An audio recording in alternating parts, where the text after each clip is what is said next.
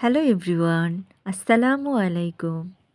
আমি শিমলা আপনাদের সাথে শেয়ার করতে যাচ্ছি আমার আরও একটি নতুন ব্লগ।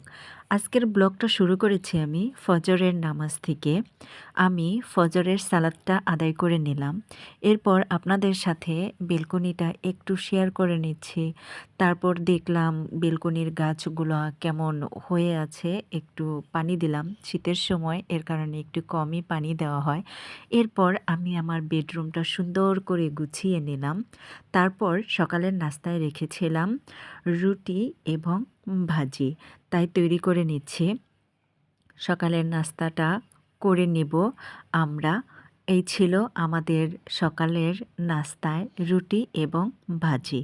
এরপর আমি দুপুরের রান্নার জন্য প্রিপারেশন নিয়েছি। আগেই কেটে কুটে সব কিছু রেডি করে রেখেছিলাম, এখন জাস্ট শুধু রান্না করব। রান্না করেছিলাম টমেটো দিয়ে, এটা কী মাছ বলে অ্যাকচুয়ালি খেয়াল নাই, আমি মাছের নাম খুব কম বলতে পারি।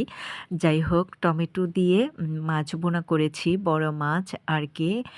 এর জন্য কড়াইতে তেল গরম করেছি, পেঁয়াজ কুচি মরিচ কুচি দিয়ে একটু ভেজে নিয়ে ওখানে আদা রসুনের পেস্ট অ্যাড করে দিয়েছি, যাতে আদা রসুনের কাঁচা গন্ধটা না আসে। এরপর একটু পানি দিয়ে সব রকমের মশলাই দিয়ে দিয়েছি স্বাদমতো লবণ, হলুদের গুঁড়া, মরিচের গুঁড়া, ধনিয়া গুঁড়া, জিরা গুঁড়া। সুন্দর মতো কষিয়ে এরপর আমি টমেটো সুন্দর মতো কষিয়ে নিয়েছি। তারপর আমি মাছগুলা দিয়েছি। এই তো এইভাবে আমি মাছগুলা ভুনা করে নেব। ও এইটাতে পানি দিয়ে রান্নাটা হওয়া অবধি আমি আরেক চুলাতে বসিয়ে নেব ছোট মাছ চচ্চড়ি করব শুধু বেগুন দিয়ে। এর জন্য আমি ছোট মাছটাও আগের থেকেই পরিষ্কার করে নিয়েছি, সবজিগুলাও কেটে ধুয়ে রেখেছি। সবজিটা মাখিয়ে রান্না করব।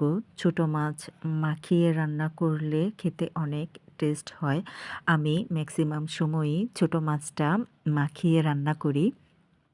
এই চুলাতে আমি রান্না বসিয়ে দিয়েছি। আরেক চুলাতে আমি ছোট মাছটা রান্না করার জন্য গোছগাছ করে নিচ্ছি।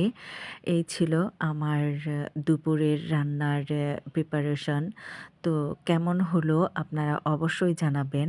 এর মধ্যে আপনাদের যদি আমার ভিডিওটা একটু ভালো লেগে থাকে তাহলে একটা লাইক করে কমেন্ট করে শেয়ার করে দিবেন। আর যদি একটু বেশিই ভালো লেগে থাকে তাহলে আমার চ্যানেলটা সাবস্ক্রাইব করে দিবেন। যদি আমার এই ভিডিওটা ফেসবুক পেজ থেকে দেখে থাকেন তাহলে একটা ফলো করে পাশে থাকবেন। আমার প্রতিদিন ভিডিও পাওয়ার জন্য আমার সাথেই থাকবেন।